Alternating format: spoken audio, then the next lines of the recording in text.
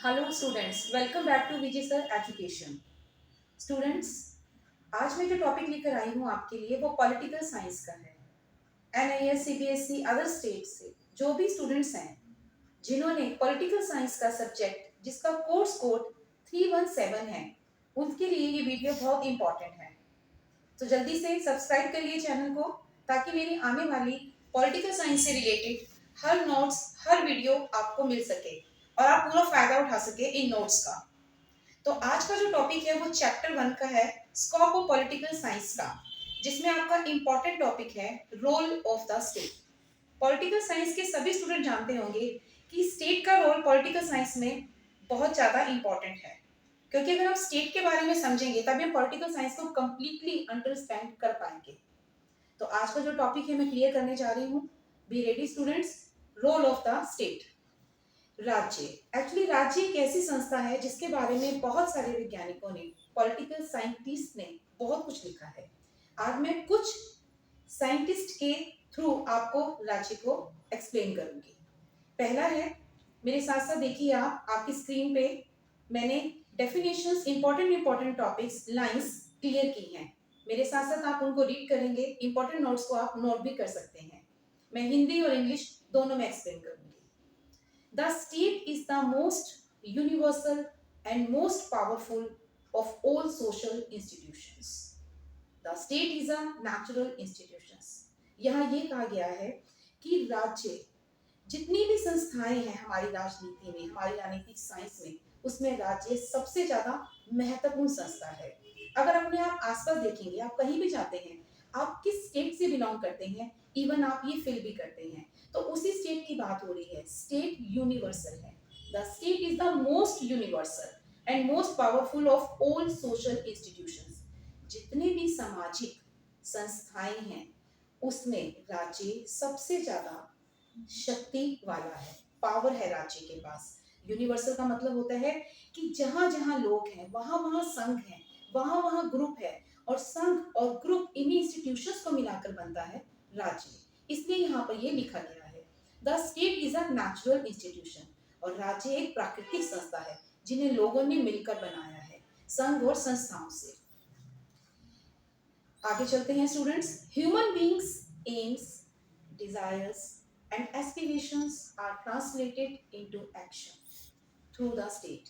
यहाँ पे बहुत अच्छी बात बताई गई है कि इंसान यानी कि हम और आप अपनी इच्छाएं और रहने सहने का ढंग, एक लिविंग स्टैंडर्ड अपने राज्य से ही डिमांड करते हैं। एक राज्य पूरी तरह से ये चाहता है कि उसके स्टेट में रहने वाले लोगों को हर तरह से सुविधा मिले। हालांकि राज्य एक बहुत ही इंपॉर्टेंट इंस्टीट्यूशन है, though the state is a necessary institution, no two writers agree on its definition. यानी कहने का ये तात्पर्य है यहाँ पर कि राज्य की परिभाषा इतनी बड़ी है, इतनी व्याख्यित है कि अगर दो राइटर्स उसके बारे में कुछ लिखते हैं तो वो मैच नहीं होती। इसका मतलब ये है स्टूडेंट्स कि राज्य के बारे में हम जितना पढ़े उतना कम है। तो यहाँ यही क्लियर किया गया है कि अगर हम राज्य में रहते हैं तो राज्य से हमारी इच्छाएं होती हैं। हम जिस राज्य में रहते हैं हम ये चाहते हैं कि राज्य जनता की, नागरिकों की डिमांड को पूरा करे, उनके स्वास्थ्य, उनकी सेहत, उनकी जरूरतों को पूरा करे। आगे चलते हैं। According to Aristotle, a union of families and villages having for its end a perfect and self-sufficient life, by which we mean a happy and honorable life. अरस्तु जो एक पॉलिटिशियंस है, बहुत ही फेमस है, अरस्तु के अनुसार वो ये कहता है कि राज्य क्या है। वो कहता है कि बहुत सारे परिवार, बहुत सारे गांव इकट्ठे हो जाते हैं, एक संघ बन जाता है, एक संस्था बन जाती है और राज्य की फॉर्मेशन हो जाती है। लोग क्यों इकट्ठे होते हैं संघ में? एक आदर्श के लिए, एक सेल्फ डिपेंडेंट जीवन के लिए, और उनको संभालने के लिए टेरिटरी चाहिए होती है और वो राज्य से मांगते हैं। इसका तात्पर्य है कि all villages having for its end a perfect and self-sufficing life. हर संघ, हर ग्रुप, हर गांव में रहने वाला नागरिक आत्म सम्मान, आत्मनिर्भर जीवन जीना चाहता है, और ये डिमांड सिर्फ वो राज्य के साथ ही पूरी कर सकता है। आगे बढ़ते हैं students. According to Woodrow Wilson, the state is people organised for law within a definite territory. Woodrow Wilson भी बहुत ही प्राचीन दार्शनिक पॉलिटिशियंस हैं। इन्होंने बहुत ही टिपिकल और बहुत ही स्ट्रेट फॉरवर्ड डेफिनेशन दी है राज्य के लिए। ये कहते हैं कि the state is people organise for law, कुछ लोगों का समूह ऑर्गेनाइज होता है कानून के भीतर एक निश्चित क्षेत्र में, यानी कि एक निश्चित क्षेत्र के अंदर कानून के द्वारा कुछ लोग संगठित होते हैं, वो होती है स्टेट। राज्य में जो लोग रहते हैं वो लॉ के द्वारा बाउंड होते हैं। जैसे आप और हम भी देखते हैं, अगर हम लॉ ब्रेक करते हैं तो उसके लिए पनिशमेंट या जुर्माना फॉलो किया जाता है। तो वुड्रो विल्सन के अकॉर्डिंग बिल्कुल सही है कि राज्य के अंदर लोग एक कानून के द्वारा संगठित और सुरक्षित होते हैं। According to Bluntschli, the state is a politically organized people of a definite territory.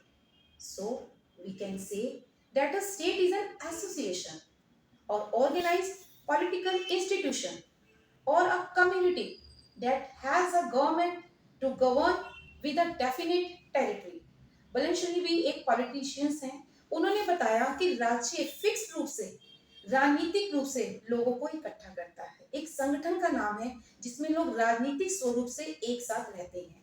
हम इस राज्य को समुदाय, संघ या संस्थान का नाम भी दे सकते हैं।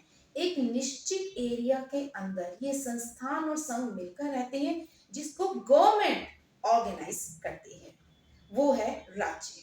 सो स्टूडेंट्स, इतने सारे पॉलिटिशियंस की डेफिनेशन के बाद आई होप सो कि आपको राज्य की डेफिनेशन बहुत अच्छे से आ गई होगी। तो at last we can say that a state is an association or organized political institution or community that has a government to govern with a